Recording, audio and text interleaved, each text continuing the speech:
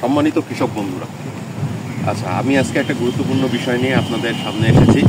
সেটি হচ্ছে যে মাচা ক্রপের ক্ষেত্রে পরাগায়ন একটি গুরুত্বপূর্ণ বিষয়। তো এই পরাগায়নটা করে থাকে আমাদের হচ্ছে বিভিন্ন পতঙ্গগুলো, মানে যদি ন্যাচারালি করতে চাই তো সেই পতঙ্গগুলো কিন্তু এখন হচ্ছে সকালের টাইম, এবং এই পতঙ্গগুলো কিন্তু এখন এই সকালবেলা এসে তারপর হচ্ছে তারা ফুলের মধ্যে বসে ফুলের পরাগরেণুটাকে তারা নিয়ে এবং তারা হচ্ছে স্ত্রী ফুলে ট্রান্সফার করে, এবং সেই অনুযায়ী মানে আমাদের বীজগুলো নিষিক্ত হয় এবং এই অনুযায়ী আমরা ফল পাই। আমার এখানে মূল যে বিষয়টা, অনেক চাষিরা আছে যে তারা হচ্ছে সকালবেলা এই মাচা জাতীয় সহ অন্যান্য ক্রপগুলো স্প্রে করে থাকে।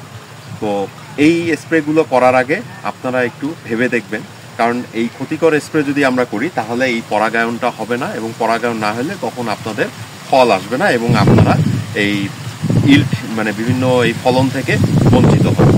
ধন্যবাদ।